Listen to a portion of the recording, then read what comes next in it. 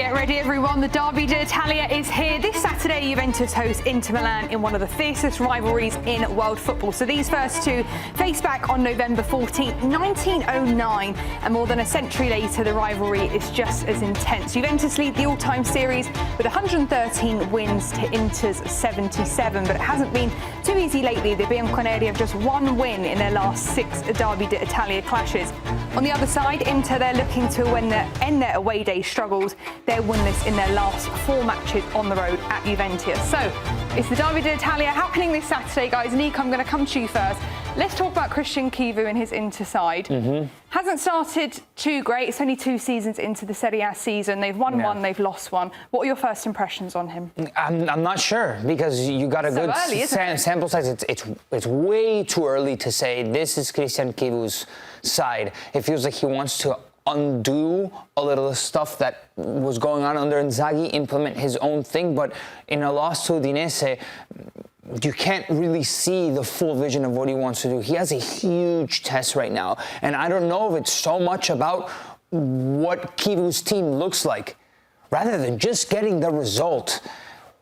And you have a team in front of you that has won 2 out of 2. So it's going to be with these 2 guys leading the line up front, and I feel like this Derby d'Italia, a matchup steeped in tradition, in Italian football heritage, is going to be defined by the stars and potentially the guys up top. Yeah, your third match is the Derby d'Italia. Michael, is it more about X's and O's and tactics and all that sort of thing, or is it the occasion of it being the Derby d'Italia for this game? It's a derby match, and we saw there in some of the highlights how many crunching tackles and really the passion and just being educated in Serie A, because we get to cover it here at the Golazo network.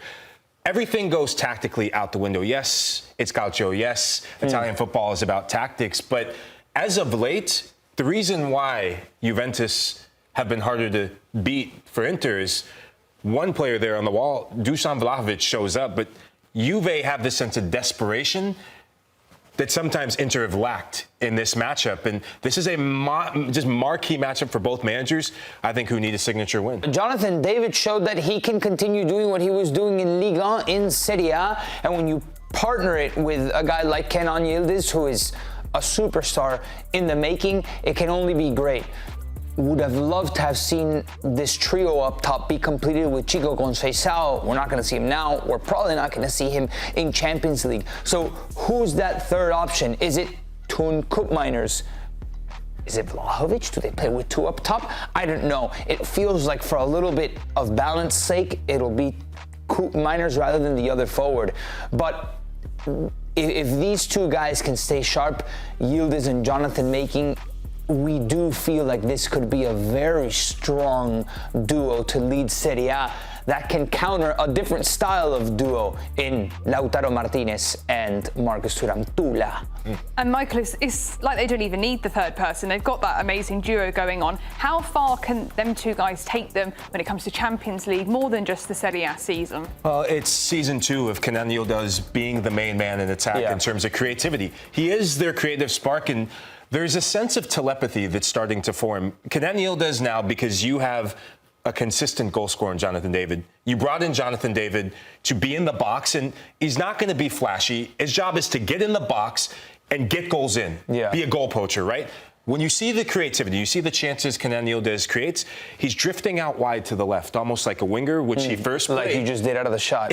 Right to the left this way. But there's a connection with him where when the ball's on the right side of the field, he's staying a lot closer, right? So there's conversations going on in the field. You could see it in the body language, but his job is to get the ball and find Jonathan David at all costs. I feel like the responsibility does fall a little bit on or mostly, I should say, on Kenan Yıldız's shoulders, and then everybody else has to step up to the game that he brings. But Jonathan David isn't the only striker they have.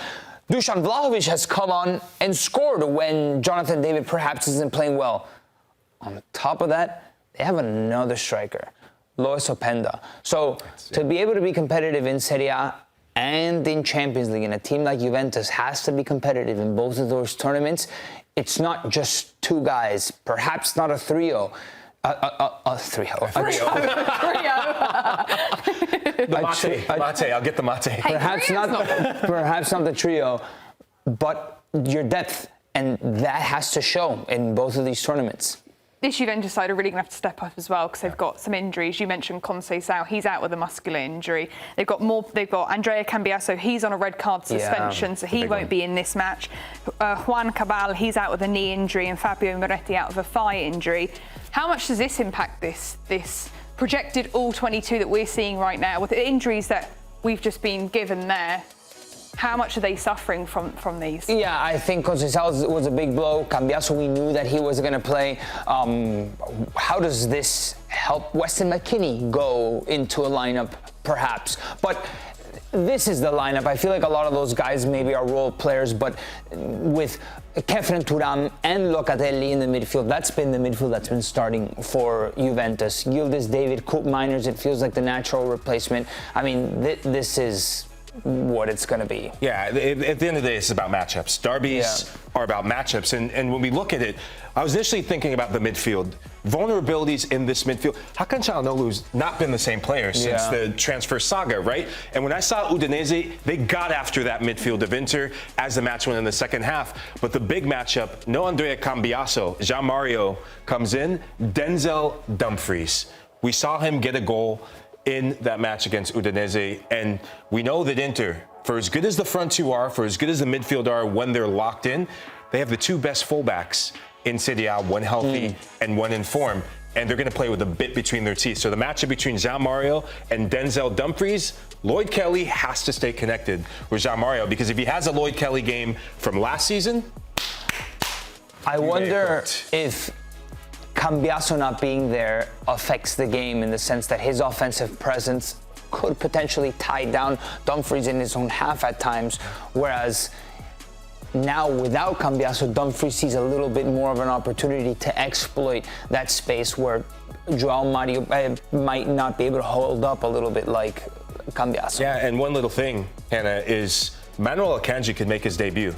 So to your point about Denzel Dumfries, if I'm Denzel Dumfries, I look over my shoulder and I see Akanji, I'm taking 10 yards further up the field to be a winger, not a wingback. Yeah. What were you expecting to see, Michael? Score prediction? This is always a close matchup, unless it's in Coppa Italia. I'm going to go the easy way out, right? I'm going to go 3-1 Inter. Wow. 3-1 Inter. This Inter side, there's a sense of urgency when it comes to Serie A. They're not messing around this season. I know the Udinese match is a blimp, but I think we're going to see the real Inter coming out of the Okay, ready? Nico? 3-3 draw. Because it draws easy. I want to up it. I think this game's going to definitely hit the over. And just one thing, I beg. I don't know if these are going to be the kits that are going to be the ones that we see on Saturday. Perhaps production has some insight, but Serie A. Derby d'Italia has to be black and white against black and blue. Please, like, what is this? This isn't Derby d'Italia. Please, for the love of all the calcio gods, this cannot be the uniforms. These cannot be the uniforms, please, for Derby d'Italia. There we go. Derby d'Italia this Saturday. We're going to bring in Buckets right now. He's going to give us all his insight on the games and what he can tell us about all the bets. Buckets, thanks for joining us. Nice to see you. What have you got for us today? Absolutely. It's great to be here. I wish I would have given my take before Michael said 3-1 Inter, because now I don't feel quite as good, but I got to stick with my gut and I got to go with what I believe in here. We are getting such a weird matchup here for this derby, and the books have something called lines paralysis. And lines paralysis is when sports books have no idea what's going to happen. Juventus money line is plus 170. Inter money line plus 175. Draw plus 180. Over 2.5 goals is plus odds, plus 120 on this matchup. They have no clue what's going to happen. So I'm going to stick with my gut for my first bet and say that I don't know who's going to win, but I like Juventus on the draw no bet. If this game does end in a draw, your bet is voided. You get your money back. Everyone's happy. If Juventus win the game, this bet hits. The only scenario where I lose money is if Michael Lahoud is right and Inter wins this to a scoreline of like 3-1. I just don't see Juventus losing yet. I wouldn't be shocked if we saw a high-scoring draw, but I love what I'm seeing out of Yıldız. I love Lahovic as a super sub off the bench, and I absolutely love what Jonathan David is doing right now. Even with injuries, worst case scenario, I think we're going to get a draw here. For the second bit of a long shot bet. I just wanted to have some fun here. Kenan Yıldız to have an assist is plus 600. 6-1 for him to have that link-up play with Jonathan David. They can lose 3-1. Inter Milan can win this game.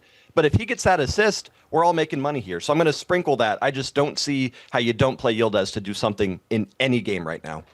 Plus 600 for, I mean, the best playmaker on the team to get an assist seems like he's really, really high value. So you're going to hammer that? Perhaps. In theory. Mariana. Yep. In theory. Awesome. Well, it just shows how close it's going to be. I mean, even the bookies can't even tell.